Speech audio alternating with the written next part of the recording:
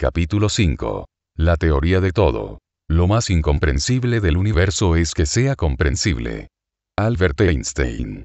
El universo es comprensible porque está regido por leyes científicas, es decir, su comportamiento puede ser modelizado. ¿Pero qué son esas leyes o modelos? La primera fuerza que fue descrita en lenguaje matemático fue la gravedad. La ley de Newton de la gravedad, publicada en el año 1687, dice que todo objeto en el universo atrae cualquier otro objeto con una fuerza proporcional a su masa e inversamente proporcional al cuadrado de su distancia. Produjo una gran impresión en la vida intelectual de su época porque demostró por vez primera que al menos un aspecto del universo podía ser modelizado con precisión, y estableció la maquinaria matemática para hacerlo. La idea de que había leyes de la naturaleza suscita cuestiones semejantes a aquellas por las cuales Galileo había sido condenado por herejía medio siglo antes. Por ejemplo, la Biblia cuenta que Josué rezó para que el sol y la luna se detuvieran en sus trayectorias de modo que hubiera luz suficiente para terminar la batalla contra los amoritas en Canaán. Según el libro de Josué, el sol se detuvo durante casi un día entero. Actualmente sabemos que ello habría significado que la Tierra dejó de girar, pero si la Tierra se detuviera, según las leyes de Newton, todo lo que no estuviera fijado a ella se seguiría moviendo a la velocidad original de la Tierra, unos 2000 km por hora en el Ecuador, un precio muy elevado para retrasar una puesta del sol. Nada de eso preocupó en lo más mínimo a Newton, ya que, como hemos dicho, creía que Dios podía intervenir e intervenía en el funcionamiento del universo. Los ulteriores aspectos del universo para los cuales fue descubierta una ley o modelo fueron las fuerzas eléctricas y magnéticas. Esas fuerzas se comportan como la gravedad, pero con la importante diferencia de que dos cargas eléctricas o dos imanes del mismo tipo se repelen mientras que cargas diferentes o imanes de tipos diferentes se atraen. Las fuerzas eléctricas y magnéticas no las son mucho en más la intensas que la gravedad, pero habitualmente notamos vida cotidiana porque cuerpos macroscópicos contienen casi el mismo número de cargas eléctricas positivas y negativas. Ello significa que las fuerzas eléctricas y magnéticas entre dos cuerpos macroscópicos prácticamente se anulan entre sí, a diferencia de las fuerzas gravitatorias, que siempre se suman.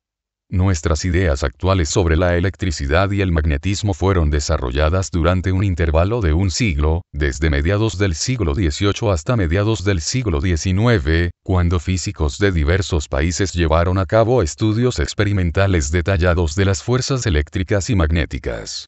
Uno de los descubrimientos más importantes fue que las fuerzas eléctricas y las magnéticas están relacionadas entre sí. Una carga eléctrica en movimiento produce una fuerza sobre los imanes y un imán en movimiento produce una fuerza sobre las cargas eléctricas. El primero en advertir que había una conexión entre ambas fue el físico danés Hans Christian Ørsted. Mientras estaba preparando una clase en la universidad, en el año 1820, Ørsted observó que la corriente eléctrica de la batería que estaba utilizando desviaba la aguja de una brújula vecina. No tardó en darse cuenta de que la electricidad en movimiento producía una fuerza magnética, y acuñó el término electromagnetismo. Pocos años después, el científico británico Michael Faraday razonó que, expresado en términos modernos, si una corriente eléctrica puede producir un campo magnético debería poder producir una corriente eléctrica, y demostró este efecto en el año 1831. 14 años después, Faraday también descubrió una conexión entre el electromagnetismo y la luz cuando demostró que un magnetismo intenso puede afectar la luz polarizada. Faraday tenía una educación formal muy limitada. Él había nacido en la familia de un pobre herrero cerca de Londres y tuvo que dejar la escuela a los 13 años, para trabajar como chico de recados y encuadernador en una librería. Allí, a lo largo de unos años, aprendió ciencia leyendo los libros que tenía para encuadernar y llevando a cabo experimentos simples y baratos en sus ratos de ocio. Al fin, obtuvo trabajo como ayudante en el laboratorio del gran químico Sir Humphry Davy. Faraday permanecería con él los 45 años restantes de su vida y, a la muerte de Davy, fue su sucesor. Faraday tenía dificultades con las matemáticas y nunca supo muchas, de manera que para él resultaba una auténtica lucha concebir una imagen teórica de los extraños fenómenos electromagnéticos que observaba en su laboratorio. Sin embargo, lo consiguió. Una de las mayores innovaciones intelectuales de Faraday fue la idea de los campos de fuerza. En nuestros días, gracias a los libros y las películas sobre alienígenas con ojos saltones y naves estelares, la mayoría del público se ha familiarizado con dicho término, de manera que quizá le deberíamos pagar derechos de autor. Pero en los siglos transcurridos entre Newton y Faraday, uno de los grandes misterios de la física era que sus leyes parecían indicar que las fuerzas actúan a través del espacio vacío que separa los objetos que interaccionan. Campos de fuerza. Campo de fuerza de un imán rectilíneo, visualizado mediante su reacción sobre limaduras de hierro a Faraday, eso no le gustaba. Creía que para mover un objeto, algo había de ponerse en contacto con él, de manera que imaginó que el espacio entre cargas eléctricas o imanes se comportaba como si estuviera lleno de tubos invisibles que llevaran físicamente a cabo la tarea de arrastrar o impulsar. Faraday llamó a esos tubos un campo de fuerza. Una buena manera de visualizar un campo de fuerza es llevar a cabo la conocida demostración escolar en que una lámina de vidrio con pequeñas limaduras de hierro esparcidas sobre su superficie se coloca encima de la barra de un imán. Con unos leves golpearos para vencer la fricción, las limaduras se mueven como empujadas por una potencia invisible y se disponen en una forma de arcos que se estiran desde un polo del imán al otro. Dicha forma es una representación de la fuerza magnética invisible que invade todo el espacio. En la actualidad creemos que todas las fuerzas son transmitidas por campos, de manera que es un concepto importante en la física moderna, y no solo en la ciencia ficción. Durante varias décadas nuestra comprensión del electromagnetismo permaneció detenida, limitada al conocimiento de unas pocas leyes empíricas, a la indicación de que electricidad y magnetismo estaban últimamente, aunque misteriosamente, relacionados, a la sospecha de que tenían algo que ver con la luz, y al concepto todavía embrionario de campos. Había al menos 11 teorías del electromagnetismo, todas ellas equivocadas, menos una. Entonces, en un intervalo de unos pocos años en la década de 1860, el físico escocés James Clerk Maxwell desarrolló las ideas de Faraday en un formalismo matemático que explicó la relación íntima y misteriosa entre la electricidad, el magnetismo y la luz. El resultado fue un sistema de ecuaciones que describen las fuerzas eléctricas y magnéticas como manifestaciones de una misma entidad física, el campo electromagnético. Maxwell había unificado la electricidad y el magnetismo en una sola fuerza. Además, demostró que los campos electromagnéticos podían propagarse por el espacio como ondas. La velocidad de dichas ondas quedaba determinada por un número que aparecía en sus ecuaciones y que calculó a partir de datos experimentales obtenidos unos pocos años antes. Constató con estupefacción que la velocidad calculada era igual a la velocidad de la luz, que entonces ya era conocida experimentalmente con un margen de error de un 1%. Había descubierto que la luz es una onda electromagnética. En la actualidad, las ecuaciones que describen los campos eléctricos y magnéticos son denominadas ecuaciones de Maxwell. Aunque poca gente ha oído hablar de ellas, son probablemente las ecuaciones comercialmente más importantes que conocemos. No solo rigen el funcionamiento de todo, desde las instalaciones domésticas hasta los ordenadores, sino también describen ondas diferentes las de la luz, como por ejemplo microondas, radioondas, luz infrarroja y rayos X, todas las cuales difieren de la luz visible en tan solo un aspecto: su longitud de onda, la distancia entre dos crestas consecutivas de la onda. Las radioondas tienen longitudes de onda de 1 metro más, en tanto que la luz visible tiene una longitud de onda de unas pocas 10 millonésimas de metro, y los rayos X, una longitud de onda más corta que una centésima de millonésima de metro. El Sol emite todas las longitudes de onda, pero su radiación es más intensa en las longitudes de onda que nos resultan visibles. Probablemente no es casualidad que las longitudes de onda que podemos ver a simple vista sean precisamente las que el Sol emite con mayor intensidad. Es probable que nuestros ojos evolucionaran con la capacidad de detectar radiación electromagnética en dicho intervalo de radiación, precisamente porque es el intervalo que les resulta más disponible. Si alguna vez nos encontramos con seres de otros planetas, tendrán probablemente la capacidad de ver radiación a las longitudes de onda emitidas con máxima intensidad por su sol correspondiente, modulada por algunos factores secundarios como, por ejemplo, la capacidad del polvo y de los gases de la atmósfera de su planeta de absorber, reflejar o filtrar la luz de diferentes frecuencias. Los alienígenas que hubieran evolucionado en presencia de rayos X tendrían, pues, un magnífico porvenir en la seguridad de los aeropuertos. Longitud de onda.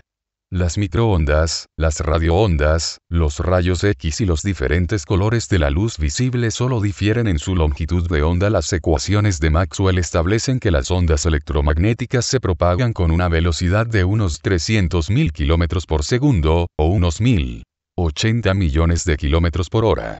Pero dar una velocidad no dice nada si no se especifica el sistema de referencia con respecto al cual está medida. En la vida corriente, no acostumbramos a tener necesidad de este detalle. Cuando una señal de tráfico indica 120 km por hora, se sobreentiende que dicha velocidad se mide con respecto a la carretera y no con respecto al agujero negro del centro de la galaxia.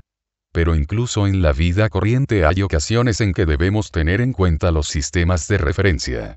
Por ejemplo, si andamos a lo largo del pasillo de un avión en vuelo, podemos decir que nuestra velocidad es de unos 4 km por hora. Para los que estén en el suelo, sin embargo, nuestra velocidad será de unos 904 km por hora. A menos que creamos que uno u otro de los observadores tiene mejores motivos para sostener que está en lo cierto, conviene tener presente esta idea porque, como la Tierra gira alrededor del Sol, alguien que nos estuviera observando desde la superficie de dicho cuerpo celeste discreparía de ambos y diría que nos estamos desplazando a unos 35 km por segundo, por no decir cuánto envidia nuestro aire acondicionado. A la luz de tales discrepancias, cuando Maxwell dijo que había descubierto que la velocidad de la luz surgía de sus ecuaciones, la pregunta natural era con respecto a qué sistema de referencia viene indicada la velocidad de la luz en las ecuaciones de Maxwell. No hay razón para creer que el parámetro de la velocidad en las ecuaciones de Maxwell sea una velocidad referida a la de la Tierra, ya que, al fin y al cabo, esas ecuaciones son aplicables a todo el universo. Una respuesta alternativa que fue tomada en consideración durante algún tiempo fue que esas ecuaciones especificaban la velocidad de la luz con respecto a un medio hasta entonces no detectado que llenaba todo el espacio, denominado el éter luminífero o, en forma abreviada, simplemente el éter, que era el término utilizado por Aristóteles para la sustancia que, según creía, llenaba todo el universo más allá de la esfera terrestre. Ese éter hipotético sería el medio por el cual se propagarían las ondas electromagnéticas tal como el sonido se propaga por el aire. Si el éter existiera, habría un estándar absoluto de reposo, el reposo con respecto al éter, y por lo tanto también una manera absoluta de definir el movimiento. El éter proporcionaría un sistema de referencia preferido a través de todo el universo, con respecto al cual se podría medir la velocidad de cualquier objeto. Así, a partir de bases teóricas se postuló que el éter existía, cosa que hizo que varios científicos se dispusieran a hallar una manera de estudiarlo o, al menos, de confirmar su existencia. Uno de esos científicos fue el propio Maxwell. Si corremos con respecto al aire hacia una onda sonora, la onda se nos acerca a mayor velocidad, y si nos alejamos de ella nos alcanza más lentamente. Análogamente, si existiera un éter, la velocidad de la luz variaría según nuestra velocidad con respecto al éter. De hecho, si la luz se comportara como lo hace el sonido, ocurriría que, así como los que viajan en avión supersónico nunca oirán ningún sonido emitido desde la zona posterior del avión, los viajeros que corrieran con suficiente velocidad con respecto al éter dejarían atrás una onda luminosa. Basándose en esas consideraciones, Maxwell sugirió un experimento. Si existe un éter, la Tierra debería estar moviéndose respecto a él a medida que gira alrededor del Sol. Y como la Tierra avanza en una dirección diferente en enero que, digamos, en abril o en julio, deberíamos ser capaces de observar una minúscula diferencia en la velocidad de la luz en diferentes épocas del año moviéndose a través del éter. Si nos estuviéramos moviendo por el éter, deberíamos poder detectar dicho movimiento observando diferencias estacionales en la velocidad de la luz. Maxwell fue disuadido de publicar esta idea en los Proceedings of the Royal Society por su editor, que no creía que el experimento pudiera funcionar. Pero en el año 1879, poco antes de morir a los 48 años de un doloroso cáncer de estómago, Maxwell envió una carta sobre ese tema a un amigo. La carta fue publicada póstumamente en la revista Nature, donde fue leída, entre otros, por un físico norteamericano llamado Albert Michelson. Inspirado por la especulación de Maxwell, en 1887 Michelson y Edward Morley llevaron a cabo un experimento muy sensible diseñado para medir la velocidad con que la Tierra viaja con respecto al éter. Su idea era comparar la velocidad de la luz en dos direcciones diferentes, perpendiculares entre sí. Si la velocidad de la luz con respecto al éter tuviera un valor fijo, esas medidas deberían revelar velocidades de la luz que diferirían según la dirección del haz. Pero Michelson y Morley no observaron ninguna diferencia. El resultado del experimento de Michelson y Morley está claramente en contradicción con el modelo de ondas electromagnéticas que viajan a través de un éter, y debería haber hecho que el modelo del éter fuera abandonado. Pero el objetivo de Michelson había sido medir la velocidad de la luz con respecto al éter, pero no demostrar o refutar la hipótesis del éter, y lo que halló no le condujo a concluir que el éter no existiera. Ningún otro investigador llegó, tampoco, a dicha conclusión. De hecho, el célebre físico Sir William Thomson Lord Kelvin afirmó, en 1884, que el éter luminífero es la única sustancia de la cual estamos seguros en dinámica. Una sola cosa tenemos por cierta: la realidad y la sustancialidad del éter luminífero. ¿Cómo se podía creer en el éter a pesar de los resultados adversos del experimento de Michelson y Morley? Tal como hemos dicho que a menudo ocurre, la gente intentó salvar el modelo mediante adiciones artificiosas y ad hoc. Algunos postularon que la Tierra arrastraba consigo el éter, de manera que en realidad no nos movemos con respecto a él. El físico holandés Hendrik Antoon Lorentz y el físico irlandés Francis Fitzgerald sugirieron que en un sistema de referencia que se moviera con respecto al éter, y probablemente por algún efecto mecánico aún desconocido, los relojes retrasarían y las distancias se encogerían, de modo que siempre se mediría que la luz tiene la misma velocidad. Los esfuerzos para salvaguardar el concepto del éter continuaron durante casi 30 años, hasta un notable artículo de un joven y desconocido empleado de la oficina de patentes de Berna, Albert Einstein. Einstein tenía 26 años en 1905, cuando publicó su artículo Sur Electrodynamique des Vecteurs Corporeels, sobre la electrodinámica de los cuerpos en movimiento. En él hizo la sencilla hipótesis de que las leyes de la física, y en particular la velocidad de la luz en el vacío, deberían parecer las mismas a todos los observadores que se movieran con movimiento uniforme. Avión de reacción. Si hacemos rebotar una pelota en un avión, un observador a bordo puede determinar que cada vez rebota en el mismo punto, en tanto que un observador en tierra medirá una gran distancia entre los puntos en que rebota. Pero esta idea exige una revolución en nuestros conceptos de espacio y tiempo. Para ver por qué es así, imaginemos que dos sucesos ocurren en el mismo lugar pero en instantes diferentes, en un avión de reacción. Para un observador en el avión, habrá una distancia nula entre esos sucesos, pero para un observador en el suelo los dos sucesos estarán separados por la distancia que el avión ha recorrido durante el intervalo entre ambos. Ello demuestra que dos observadores que se están desplazando uno respecto al otro discreparán en la distancia entre dos sucesos. Supongamos ahora que los dos advierten un pulso de luz que viaja desde la cola hasta el morro del avión. Tal como en el ejemplo anterior, no estarán de acuerdo en la distancia que la luz ha recorrido desde su emisión en la cola del avión hasta su recepción en el morro.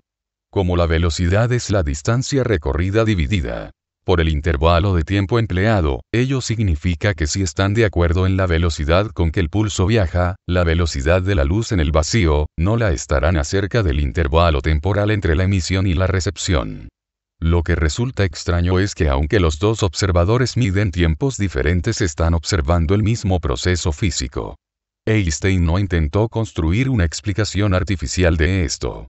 Llegó a la conclusión lógica, aunque sorprendente, de que las medidas del tiempo transcurrido así como las de la distancia recorrida dependen del observador que efectúa la medición. Dicho efecto es una de las claves de la teoría en el artículo de Einstein de 1905, que se ha venido a conocer como relatividad especial. Dilatación temporal. Los relojes en movimiento parecen retrasarse. Como ello también se aplica a los relojes biológicos, la gente en movimiento envejecerá más lentamente, pero no se haga demasiadas ilusiones a las velocidades corrientes, ningún reloj normal sería capaz de medir la diferencia. Para ver cómo este análisis se aplica a los aparatos que llevan la cuenta del tiempo, consideremos dos observadores que están mirando un reloj. Según la relatividad especial, el reloj va más rápido para un observador que está en reposo con respecto al reloj. Para los observadores que no están en reposo respecto del reloj, este va más lentamente.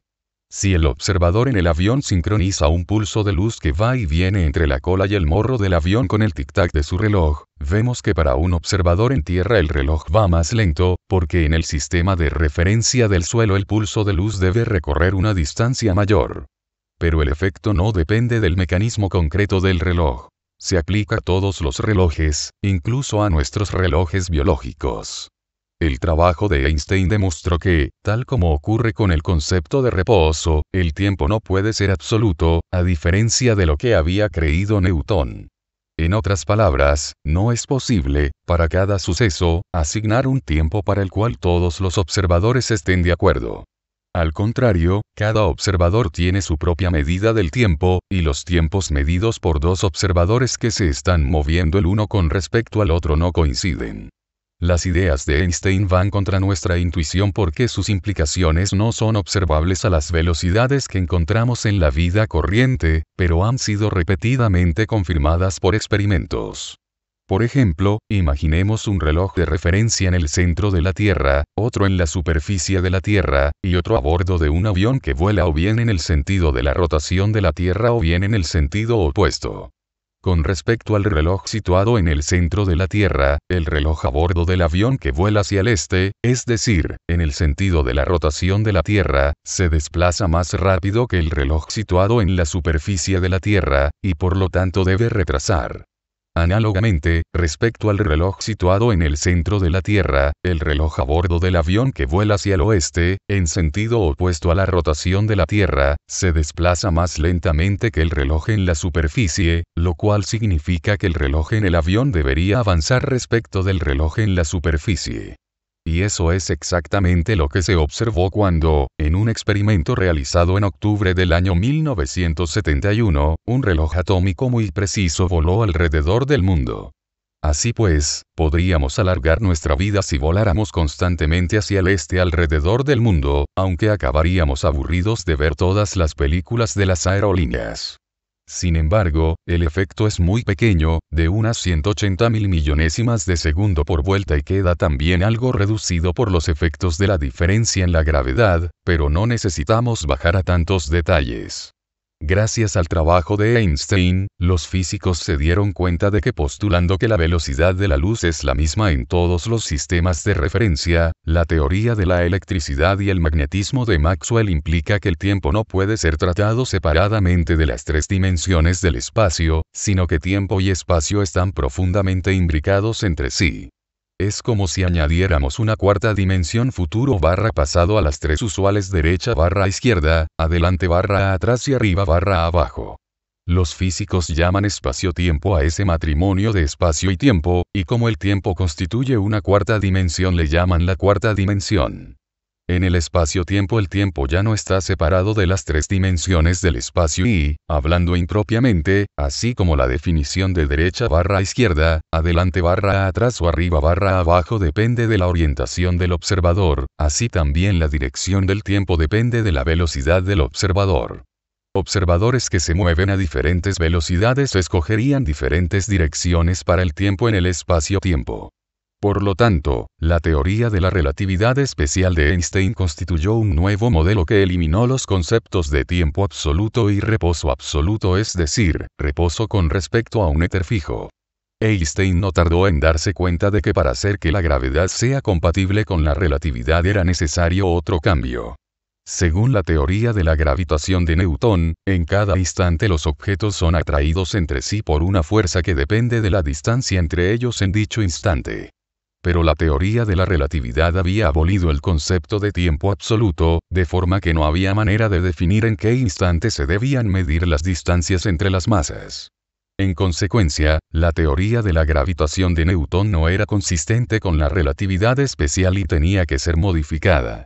Este conflicto puede parecer a primera vista una mera dificultad técnica, quizá incluso un detalle nimio que podía ser superado sin demasiados cambios en la teoría. Pero que nada estaba tan lejos de la realidad. En los 11 años siguientes, Einstein desarrolló una nueva teoría de la gravedad, que denominó relatividad general. El concepto de la gravedad en la relatividad general no es en absoluto como el de Newton, sino que está basado en la propuesta revolucionaria de que el espacio-tiempo no es plano como había sido supuesto anteriormente, sino que está curvado y distorsionado por la masa y energía que contiene. Una buena manera de representar la curvatura es imaginar la superficie de la Tierra. Aunque la superficie de la Tierra solo es bidimensional porque solo hay en ella dos direcciones, digamos norte/sur y este/oeste, la vamos a utilizar como ejemplo porque es más fácil representar un espacio curvado bidimensional que cuatridimensional. La geometría de los espacios curvados como la superficie de la Tierra no es la geometría euclidiana a que estamos acostumbrados. Por ejemplo, sobre la superficie de la Tierra, la distancia más corta entre dos puntos, que sabemos que es un segmento rectilíneo en la geometría euclidiana, es el camino que conecta los dos puntos a lo largo de lo que se denomina un círculo máximo. Un círculo máximo es una línea en la superficie de la Tierra cuyo centro coincide con el centro de la Tierra. El ecuador es un ejemplo de círculo máximo, y también lo es cualquier círculo obtenido inclinando el ecuador por uno cualquiera de sus infinitos diámetros. Geodésicas. La distancia más corta entre dos puntos de la superficie de la Tierra parece curvada sobre un mapa plano. Esto es algo que debemos tener presente si alguna vez tenemos que superar una prueba de alcoholemia. Imaginemos, por ejemplo, que queremos ir de Nueva York a Madrid, dos ciudades que se hallan a la misma latitud. Si la Tierra fuera plana, el camino más corto sería ir directamente hacia el este en línea recta. Si lo hiciéramos, llegaríamos a Madrid tras recorrer 3.707 millas. Pero debido a la curvatura de la Tierra, hay un camino que parece curvado y por lo tanto más largo sobre un mapa plano, pero que en realidad es más corto. Se puede llegar a Madrid en 3.605 millas si seguimos la ruta del círculo máximo, que va primero hacia el noreste, y después gira gradualmente hacia el este y después hacia el sureste. La diferencia de distancias entre ambas rutas es debida a la curvatura de la Tierra y constituye una señal de que su geometría no es euclidiana. Las líneas aéreas lo saben perfectamente y adiestran a sus pilotos para seguir las rutas de los círculos máximos, siempre que resulten practicables. Según las leyes de Newton del movimiento, los objetos, como por ejemplo obuses, croissants o planetas, se desplazan en línea recta salvo que actúe sobre ellos una fuerza, por ejemplo la gravedad. Pero la gravedad, en la teoría de Einstein, no es una fuerza como las demás fuerzas sino una consecuencia de que la masa deforma el espacio-tiempo y le confiere una cierta curvatura. En la teoría de Einstein, los objetos se desplazan a lo largo de lo más parecido a las líneas rectas en un espacio curvado, llamadas geodésicas. Las rectas son geodésicas en el espacio plano y los círculos máximos son geodésicos en la superficie de la Tierra.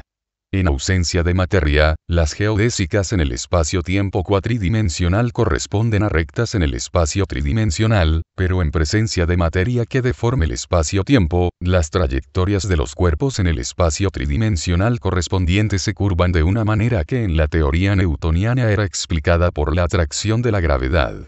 Cuando el espacio-tiempo no es plano, las trayectorias de los objetos parecen estar curvadas, y producen la impresión de que sobre ellos está actuando una fuerza. La teoría de la relatividad general de Einstein se reduce a la relatividad especial en ausencia de la gravedad y hace casi las mismas predicciones, pero no idénticas, que la teoría de la gravitación de Newton en el ambiente de gravitación débil de nuestro sistema solar. De hecho, si no se tuviera en cuenta la relatividad general en el sistema GPS de navegación por satélite, los errores en la posición global se acumularían a un ritmo de unos 10 km por día. Sin embargo, la auténtica importancia de la relatividad general no es su aplicación a dispositivos que nos guíen hacia nuevos restaurantes, sino que constituye un modelo del universo muy diferente, que predice nuevos efectos como ondas gravitatorias y agujeros negros. Y así, la relatividad general ha transformado la física en geometría. La tecnología moderna es suficientemente sensible para permitirnos llevar a cabo muchas pruebas detalladas de la relatividad general, y las ha superado todas con éxito. Aunque ambas revolucionaron la física, la teoría de Maxwell del electromagnetismo y la teoría de Einstein de la gravitación, la relatividad general, son, como la física de Newton, teorías clásicas, es decir, son modelos en que el universo tiene una sola historia. Tal como vimos en el capítulo anterior, a nivel atómico y subatómico esos modelos no concuerdan con las observaciones, sino que debemos utilizar teorías cuánticas en que el universo puede tener cualquier historia posible, cada una de ellas con su propia amplitud de probabilidad. Para los cálculos prácticos para el mundo cotidiano podemos continuar utilizando las teorías clásicas, pero si queremos comprender el comportamiento de los átomos y las moléculas necesitamos una versión cuántica de la teoría de Maxwell del electromagnetismo, y si queremos comprender el universo primitivo, cuando toda la materia y toda la energía del universo estaban comprimidas en un volumen diminuto, necesitamos una versión cuántica de la teoría de la relatividad general. También necesitamos dichas teorías si queremos llegar a una comprensión fundamental de la naturaleza, porque no sería consistente que algunas de las leyes fueran clásicas y otras cuánticas. Por lo tanto, tenemos que hallar versiones cuánticas de todas las leyes de la naturaleza. Tales teorías se denominan teorías cuánticas de campos. Las fuerzas conocidas de la naturaleza pueden ser divididas en 4 clases. 1. Gravedad. Es la fuerza más débil de las 4, pero es una fuerza de largo alcance y actúa de forma atractiva sobre todos los objetos del universo. Ello implica que para cuerpos grandes las fuerzas gravitatorias se suman y pueden dominar sobre todas las demás fuerzas. 2. Electromagnetismo. También es una fuerza de largo alcance y es mucho más intensa que la gravedad, pero solo actúa sobre partículas con carga eléctrica y es repulsiva entre cargas del mismo signo y atractiva entre cargas de signo opuesto. Ello significa que las fuerzas eléctricas entre cuerpos grandes se anulan entre sí, pero a escala de átomos y moléculas son dominantes. Las fuerzas electromagnéticas son las responsables de toda la química y la biología. 3. Fuerza nuclear débil. Produce la radiactividad y desempeña un papel decisivo en la formación de los elementos en las estrellas y en el universo primitivo. Sin embargo, en la vida corriente no entramos en contacto con esa fuerza. 4. Fuerza nuclear fuerte. Mantiene unidos los protones y los neutrones dentro de los núcleos atómicos. También mantiene la integridad de los protones y neutrones, lo cual es necesario porque están formados por partículas todavía más diminutas, los quarks, mencionadas en el capítulo 3. La fuerza nuclear fuerte es la fuente de energía del Sol y de las centrales nucleares, pero, tal como ocurre con la fuerza nuclear débil, no tenemos un contacto directo con ella. La primera fuerza para la cual se propuso una versión cuántica fue el electromagnetismo. La teoría cuántica del campo electromagnético, denominada electrodinámica cuántica o simplemente QED, siglas en inglés de Quantum Electrodynamics, fue desarrollada en la década de 1940 por Richard Feynman y otros, y se ha convertido en un modelo para todas las teorías cuánticas de campos. Tal como hemos dicho, según las teorías clásicas las fuerzas son transmitidas por campos. Pero en las teorías cuánticas de campos, los campos de fuerzas son representados como constituidos por partículas elementales denominadas bosones, que son las partículas transmisoras de fuerzas que se intercambian entre las partículas de materia, transmitiendo las fuerzas. Los electrones y los quarks son ejemplos de fermiones. El fotón, o partícula de luz, es un ejemplo de un bosón. Es el bosón el que transmite la fuerza electromagnética. Lo que ocurre es que una partícula de materia, como por ejemplo un electrón, emite un bosón o partícula de fuerza, y recula al hacerlo, como un cañón recula al disparar un obús. La partícula transmisora de la fuerza choca después con otra partícula de materia y es absorbida por ella, con lo cual modifica el movimiento de dicha partícula. Según la QED, todas las interacciones entre partículas cargadas eléctricamente, partículas sensibles a la fuerza electromagnética, son descritas en términos del intercambio de fotones. Las predicciones de la QED han sido sometidas a prueba y se ha verificado que concuerdan con los resultados experimentales con gran precisión. Pero realizar los cálculos matemáticos requeridos por la QED puede ser difícil. El problema, como veremos después, es que cuando añadimos a este marco de intercambio de partículas el requisito cuántico de incluir todas las historias en que una interacción puede producirse, por ejemplo, todas las maneras en que pueden ser intercambiadas las partículas de fuerzas, las matemáticas se hacen muy complicadas. Afortunadamente, además de inventar la interpretación de las historias alternativas de la teoría cuántica descrita en el último capítulo, Feynman también desarrolló un método gráfico muy nítido para expresar las diferentes historias, un método que es aplicado actualmente no tan solo a la QED, sino a todas las teorías cuánticas de campos. El método gráfico de Feynman proporciona una manera de representar cada término de la suma sobre historias. Esas figuras, denominadas diagramas de Feynman, son uno de los instrumentos más importantes de la física moderna. En la QED, la suma sobre todas las posibles historias puede ser visualizada como una suma sobre diagramas de Feynman como los reproducidos a continuación, que describen algunas de las maneras en que dos electrones se puedan desviar uno al otro mediante la fuerza electromagnética. En esos diagramas, las líneas continuas representan los electrones y las líneas onduladas representan fotones. Se supone que el tiempo aumenta desde abajo arriba, y los lugares en que las líneas se unen corresponden a la emisión o absorción de fotones por parte de un electrón. Diagramas de Feynman. Estos diagramas corresponden a un proceso en que dos electrones se desvían el uno al otro. El diagrama A representa que los dos electrones se aproximan entre sí, intercambian un fotón y siguen su nuevo camino.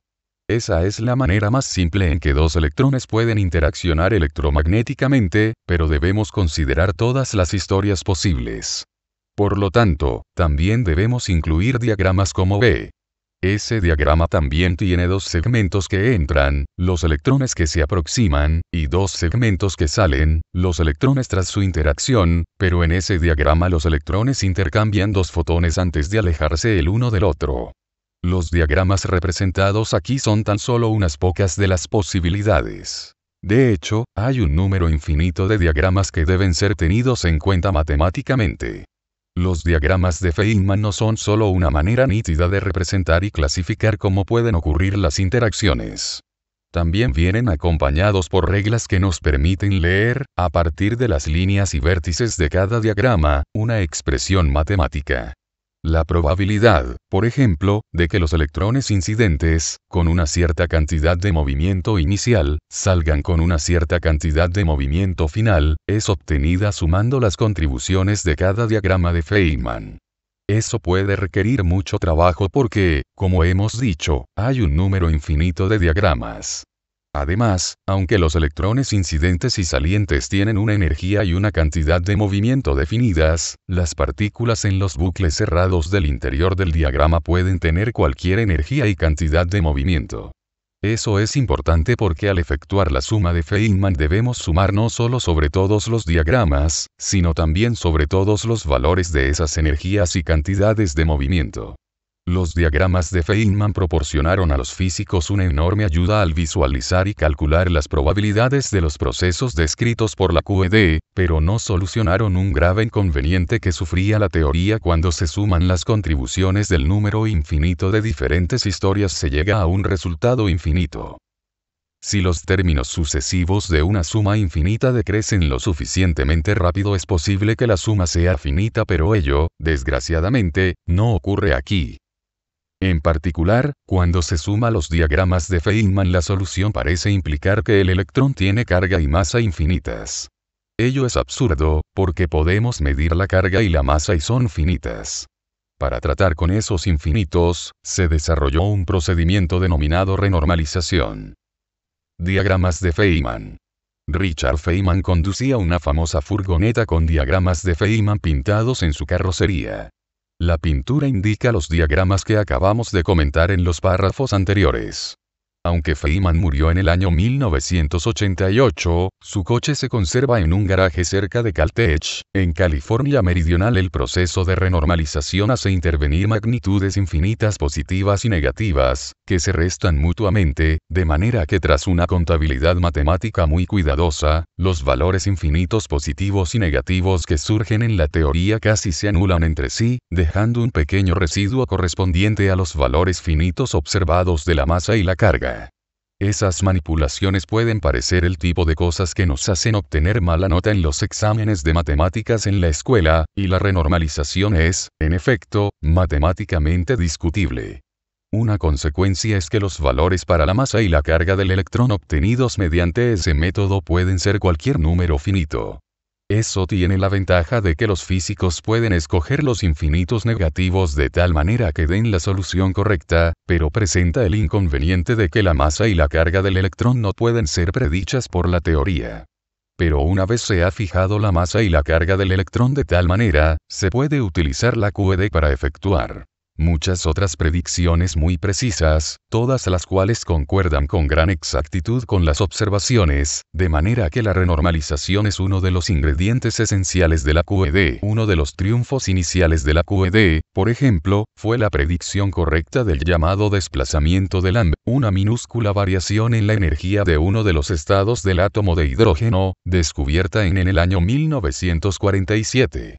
El éxito de la renormalización en la QED impulsó varios intentos de buscar teorías cuánticas de campos que describieran las otras tres fuerzas de la naturaleza. Pero la división de las fuerzas naturales en 4 clases es probablemente artificial, una mera consecuencia de nuestra falta de comprensión. Por lo tanto, la gente empezó a buscar una teoría de todo que unificara los 4 tipos de fuerza en una sola ley que fuera compatible con la teoría cuántica. Ello sería el santo grial de la física. Un indicio de que la unificación es el camino correcto vino de la teoría de las interacciones débiles. La teoría cuántica de campos que describe la interacción débil por sí sola no puede ser renormalizada, es decir, sus infinitos no pueden ser anulados restándoles otros infinitos para dar un número finito para magnitudes como la masa y la carga. Sin embargo, en el año 1967, Abdus Salam y Steven Weinberg, independientemente el uno del otro, propusieron una teoría en que el electromagnetismo quedaba unificado con las interacciones débiles y hallaron que esa unificación evitaba la plaga de los infinitos. La fuerza unificada se denomina fuerza electrodébil. Su teoría pudo ser renormalizada y predijo 3 nuevas partículas, denominadas W, W y Z. En 1973, fueron descubiertas en el CERN de Ginebra evidencias de la partícula Z. Salam y Weinberg recibieron el Premio Nobel de Física en 1979 aunque las partículas W y Z no fueron observadas directamente hasta 1983. La fuerza nuclear fuerte puede ser renormalizada por su cuenta en una teoría denominada cromodinámica cuántica o QCD por sus siglas en inglés de Quantum Chromodynamics. Según la QCD, el protón, el neutrón, y muchas otras partículas elementales de la materia están formadas por quarks, que tienen la notable propiedad que los físicos han denominado color, de donde viene el término cromodinámica, aunque los colores de los quarks son tan solo etiquetas útiles que nada tienen que ver con los colores visibles. Hay quarks de 3 colores: rojo, verde y azul. Además, cada quark tiene una antipartícula correspondiente, y los colores de dichas antipartículas son denominados antirrojo, antiverde y antiazul. La idea es que solo las combinaciones sin color neto pueden existir como partículas libres. Hay 2 maneras de conseguir esas combinaciones neutras de quarks. Un color y su anticolor se anulan mutuamente, de manera que un quark y un antiquark forman un par sin color, partículas inestables denominadas mesones. Además, cuando los 3 colores o anticolores se mezclan, el conjunto no tiene color neto. 3 quarks, uno de cada color, forman partículas estables denominadas variones, de las cuales los protones y los neutrones son ejemplos y 3 antiquarks forman las antipartículas de los variones. Los protones y los neutrones son los variones que forman los núcleos de los átomos y constituyen la base de toda la materia normal del universo. Variones y mesones. Se dice que los bariones y mesones están formados por quarks unidos entre sí por la fuerza fuerte. Cuando dichas partículas chocan, pueden intercambiar quarks, pero los quarks individuales no pueden ser observados. La QCD también tiene una propiedad denominada libertad asintótica, a la cual también nos referimos, sin llamarla por su nombre, en el capítulo 3. La libertad asintótica significa que las fuerzas fuertes entre quarks son pequeñas cuando los quarks están muy próximos entre sí, pero aumentan si se separan, como si estuvieran unidos con una goma elástica. La libertad asintótica explica por qué en la naturaleza no vemos quarks aislados y hemos sido incapaces de producirlos en el laboratorio. Pese a ello, aunque no podamos observar los quarks individuales, aceptamos el modelo porque explica muy bien el comportamiento de los protones, neutrones y otras partículas de materia. Tras unir las fuerzas electromagnética y débil, los físicos, en la década de 1970, buscaron una manera de incorporar la fuerza fuerte a dicha teoría. Hay un cierto número de teorías de gran unificación GUT, siglas de Grand Unified Theories, que atinan la fuerza fuerte con la fuerza débil y el electromagnetismo, pero la mayoría de ellas predicen que los protones, que constituyen el material de que estamos formados, deberían de caer en promedio tras unos 1032 años. Esa vida media es muy larga, dado que el universo tan solo tiene unos 1010 años. Pero en física cuántica, cuando decimos que la vida media de una partícula es de unos 1032 años, no queremos decir que la mayoría de las partículas duren aproximadamente 1032 años, algunas un poco más, algunas un poco menos, sino que queremos decir que cada año una partícula tiene una probabilidad de 1 sobre 1032 de desintegrarse. En consecuencia, si observamos durante unos pocos años un tanque que contenga 1032 protones, deberíamos ver desintegrarse algunos de ellos. No es demasiado difícil construir un tanque así, ya que 1032 protones están contenidos en unas 1000 toneladas de agua. Los científicos han llevado a cabo tales experimentos, pero resulta que detectar esas desintegraciones y distinguirlas de otros sucesos provocados por los rayos cósmicos que continuamente llueven sobre nosotros no es tarea fácil. Para minimizar el ruido, los experimentos se realizan a grandes profundidades, en lugares como la mina de la compañía de Kamioka de minería y fundición a unos 1000 metros bajo una montaña en Japón, que queda bastante protegida de los rayos cósmicos. Como resultado de las observaciones en 2009, los investigadores han concluido que si los protones realmente se desintegran, su vida media es mayor que unos 1034 años, lo cual son malas noticias para las teorías de gran unificación. Como las teorías de gran unificación GUT no son corroboradas por evidencias observacionales, la mayoría de físicos adoptó una teoría ad hoc denominada el modelo estándar, que consiste en la teoría unificada de las fuerzas electrodébiles y en la cromodinámica cuántica como teoría de las fuerzas fuertes. Pero en el modelo estándar las fuerzas electrodébiles y fuertes actúan por separado y no están unificadas. El modelo estándar ha acumulado muchos éxitos y concuerda con todas las evidencias observacionales hasta la fecha, pero es en último término insatisfactorio porque, además de no unificar las fuerzas electrodébiles y fuertes, no incluye la gravedad. Me temo que aunque trace un marco a su alrededor no conseguirá convertirlo en una teoría unificada, aunque se han revelado las dificultades de fundir las fuerzas fuertes con las electrodébiles. Dichos problemas no son nada en comparación con la dificultad de unificar la gravitación con las otras tres fuerzas, o incluso de formular una teoría cuántica autoconsistente de la gravedad. La razón por la cual crear una teoría cuántica de la gravedad resulta tan difícil está relacionada con el principio de incertidumbre de Heisenberg que hemos explicado en el capítulo 3. Aunque no sea obvio verlo, resulta que con respecto a dicho principio el valor de un campo y de su tasa de cambio temporal desempeñan el mismo papel que la posición y la velocidad de una partícula. Es decir, cuanto mayor es la precisión con que se consigue determinar el uno, menor es la precisión con que se puede determinar el otro. Una consecuencia importante de ello es que no existe el espacio vacío. Ello es así porque espacio vacío significa que el valor de un campo es exactamente cero y que la tasa de cambio del campo es también exactamente cero. Si no fuera así, el espacio no permanecería vacío. Como el principio de incertidumbre no permite que los valores del campo y de su tasa temporal de cambio tengan valores exactos simultáneamente, el espacio nunca está vacío. puede tener un estado de mínima energía, denominado el vacío, pero dicho estado está sujeto a lo que llamamos fluctuaciones del vacío cuántico, que consisten en partículas y campos que aparecen y desaparecen de la existencia. Podemos interpretar las fluctuaciones del vacío cuántico como pares de partículas que aparecen conjuntamente en un cierto instante, se separan, vuelven a unirse y se aniquilan entre sí. En términos de los diagramas de Feynman, corresponden a bucles cerrados. Dichas partículas se denominan partículas virtuales ya que, a diferencia de las partículas reales, las partículas virtuales no pueden ser observadas directamente mediante detectores de partículas. Sin embargo, sus efectos indirectos, como por ejemplo pequeños cambios en la energía de las órbitas electrónicas, pueden ser medidos y concuerdan con las predicciones teóricas con un notable grado de exactitud. El problema consiste en que las partículas virtuales tienen energía y, como hay un número infinito de pares virtuales, su cantidad de energía sería infinita. Según la relatividad general, ello comportaría que curvarían el universo a un tamaño infinitesimalmente pequeño, lo cual obviamente no ocurre. Esa plaga de infinitos es análoga al problema que se presenta en las teorías de las fuerzas electromagnéticas, débiles y fuertes, salvo que en esos casos la renormalización consigue eliminar los infinitos. Pero los bucles cerrados de los diagramas de Feynman para la gravedad producen infinitos que no pueden ser absorbidos por renormalización, ya que en la relatividad general no hay suficientes parámetros renormalizables para eliminar todos los infinitos cuánticos de la teoría.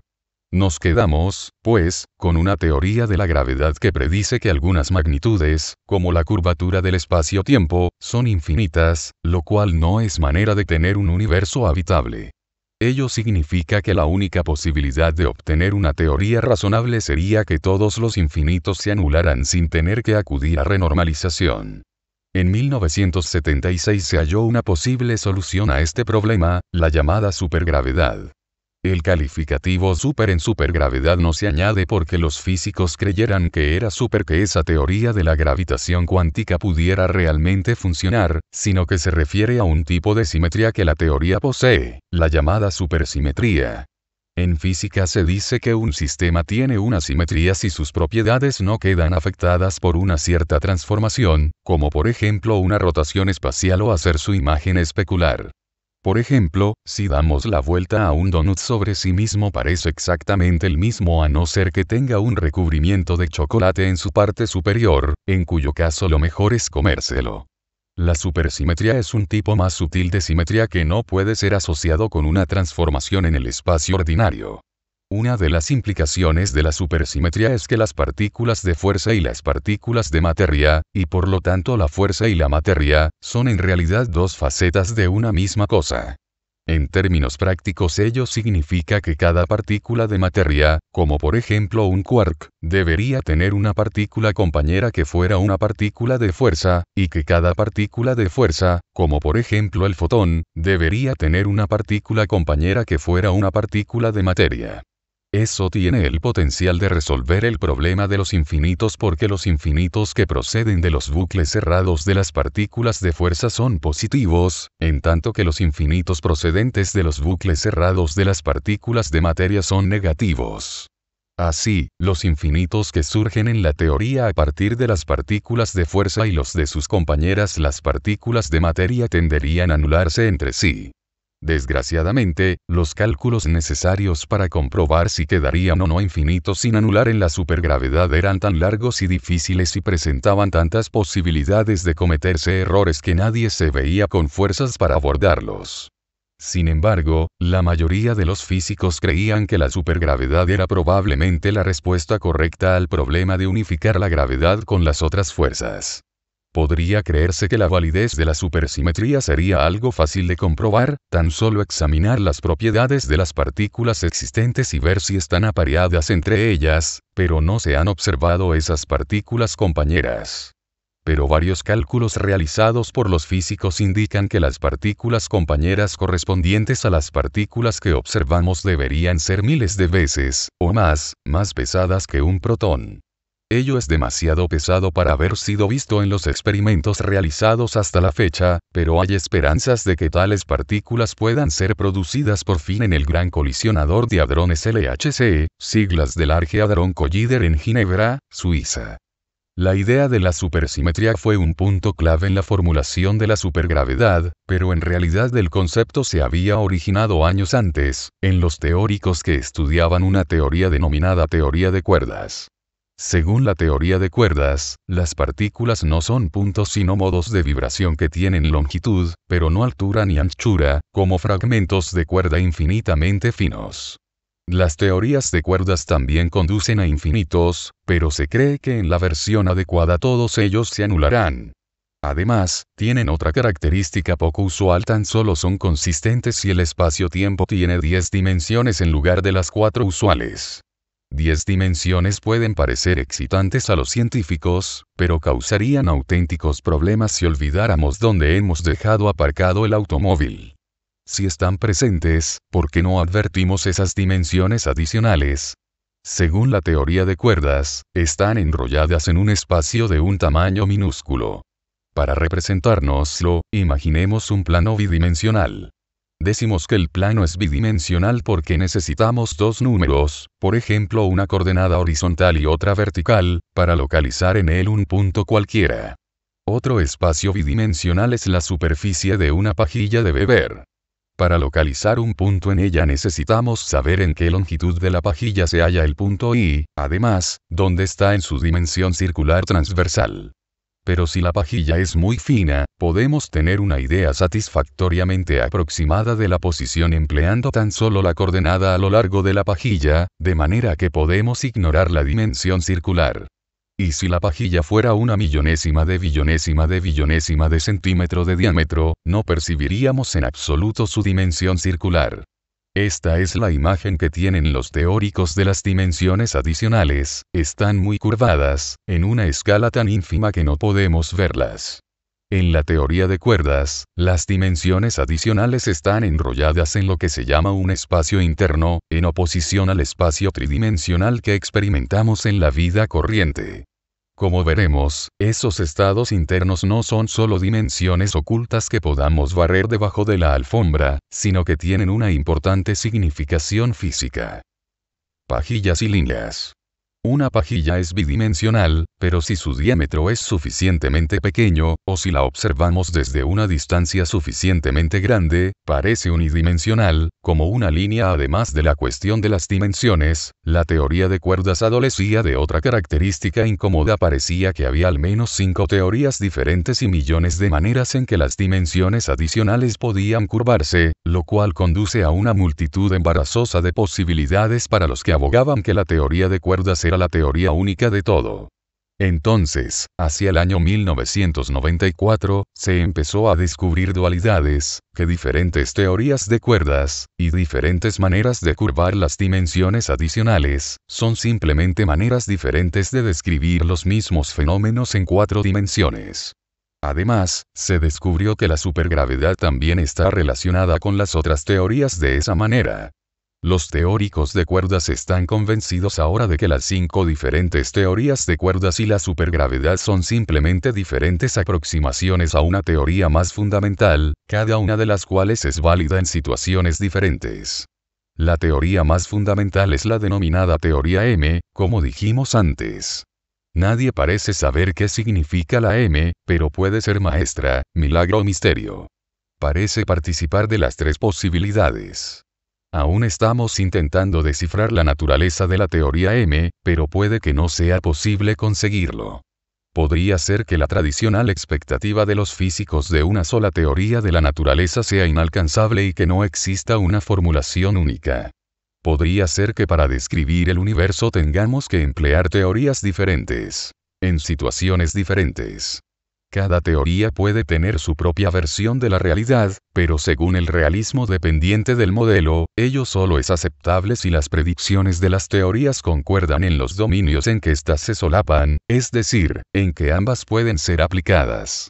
Tanto si la teoría M existe como una formulación única o como una red de teorías, conocemos algunas de sus propiedades. En primer lugar, el espacio-tiempo de la teoría M tiene 11 dimensiones en lugar de 10. Los teóricos de cuerdas habían sospechado desde hacía tiempo que la predicción de 10 dimensiones debería ser corregida, y trabajos recientes demostraron que efectivamente una dimensión había sido dejada de lado. Además, la teoría M puede contener no solo cuerdas vibrantes, sino también partículas puntuales, membranas bidimensionales, burbujas tridimensionales y otros objetos que resultan más difíciles de representar y que ocupan todavía más dimensiones espaciales, hasta 9. Son llamados p-branas donde p va desde 0 a 9, ¿y qué podemos decir sobre el enorme número de maneras de curvar las dimensiones pequeñas? En la teoría M las dimensiones espaciales adicionales que forman el espacio interno no pueden ser curvadas de manera arbitraria, ya que las matemáticas de la teoría restringen las maneras posibles de hacerlo. La forma exacta del espacio interno determina los valores de las constantes físicas, como la carga del electrón, y la naturaleza de las interacciones entre las partículas elementales. En otras palabras, determina las leyes aparentes de la naturaleza. Decimos aparentes porque nos referimos a las leyes que observamos en nuestro universo, las leyes de las 4 fuerzas y los parámetros como las masas y las cargas que caracterizan las partículas elementales, pero las leyes más fundamentales son las de la teoría M. Por lo tanto, las leyes de la teoría M permiten diferentes universos con leyes aparentes diferentes, según cómo esté curvado el espacio interno. La teoría M tiene soluciones que permiten muchos tipos de espacios internos, quizá hasta unos 105, lo cual significa que permitiría unos 10.500 universos, cada uno con sus propias leyes. Para hacernos una idea de qué representa ese número, pensemos lo siguiente: si alguien pudiera analizar las leyes predichas para tales universos en tan solo 1 milisegundo por universo y hubiera empezado a trabajar en el instante del Big Bang, en el momento presente solo habría podido analizar las leyes de 1020 de ellos, y eso sin pausas para el café. Hace siglos, Newton demostró que ecuaciones matemáticas podían proporcionar una descripción asombrosamente precisa de la manera como interaccionan los objetos tanto en la Tierra como en los cielos. Los científicos pasaron a creer que el futuro de todo el universo podía ser contemplado con tan solo que conociéramos la teoría adecuada y tuviéramos suficiente poder de cálculo. Después llegaron la incertidumbre cuántica, el espacio curvado, los quarks, las dimensiones adicionales, y el resultado de sus diversas contribuciones es 10.500 universos, cada uno con leyes diferentes y solo uno de los cuales corresponde al universo tal como lo conocemos. Puede que debamos abandonar la esperanza original de los físicos de descubrir una sola teoría que explique las leyes aparentes de nuestro universo como única consecuencia posible de unas pocas hipótesis sencillas. ¿A dónde nos conduce eso? Si la teoría M permite 10.500 conjuntos de leyes aparentes, ¿cómo es que nos hallamos en ese universo, con las leyes aparentes que conocemos? ¿Y qué pasa con los otros posibles universos?